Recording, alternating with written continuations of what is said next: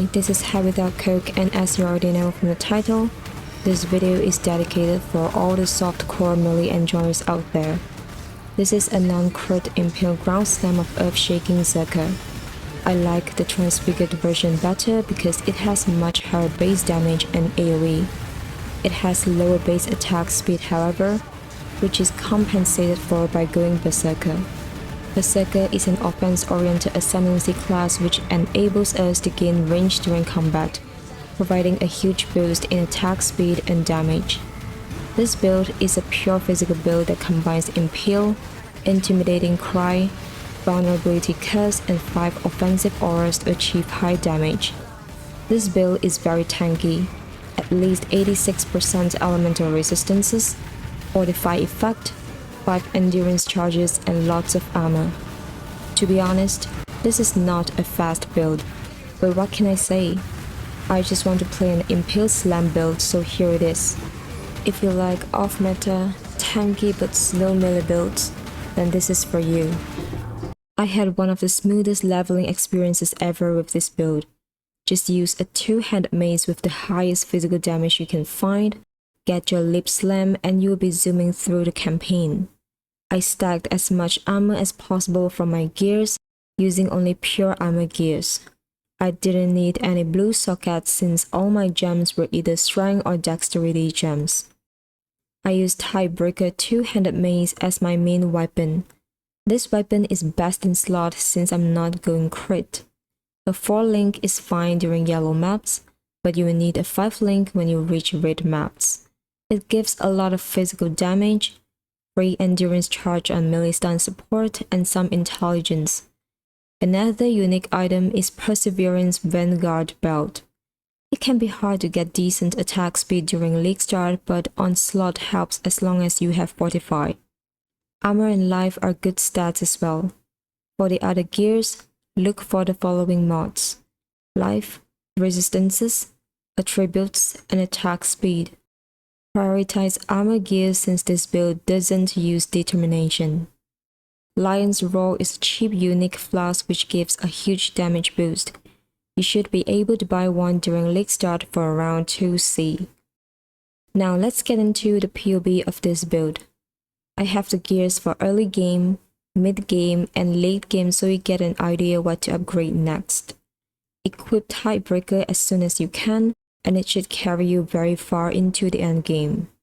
Brass Dome is the best in slot body armor because of the huge chunk of armor and max resistances. No extra damage from crit is obviously great as well. I got a 100% chance to avoid being shocked from Abyssal Jewels and Eldritch implicit on my boots. Then equip Storm Shroud to get chance to avoid all other elemental ailments. As for Cluster Jewels, apart from the passive skills here, Heavy Hitter and Smite the Weak are good options too. As for the skill tree, I have it at different levels so you know which nodes to grab first.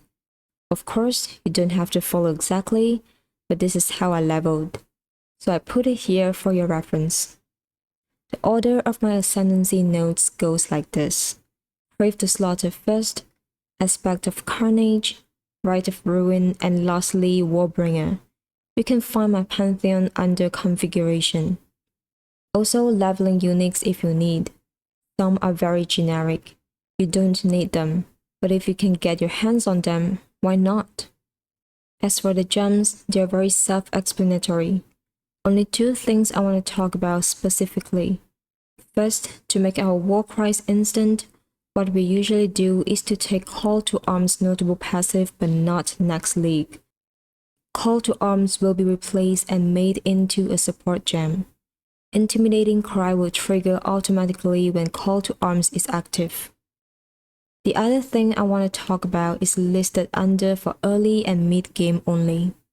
You will need to buy a vulnerability on hit ring when you reach late game.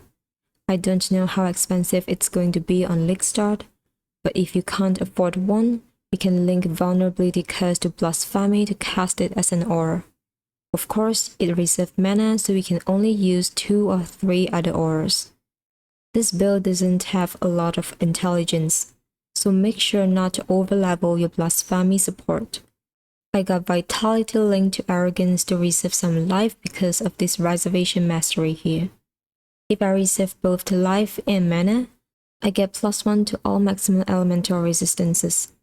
However, please note that you only need to keep it at level 1. If you see you have so much less life than you should, then you know you have over-leveled it. You can replace Vitality with Precision once you get Watcher's Eye. Same thing, keep Precision at level 1.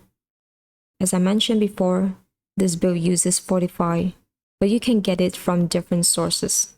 What I did was buy a corrupted Tidebreaker with Fortify implicit. Another method that I also recommend is to get it from cluster jewels with the passive skill Overlord.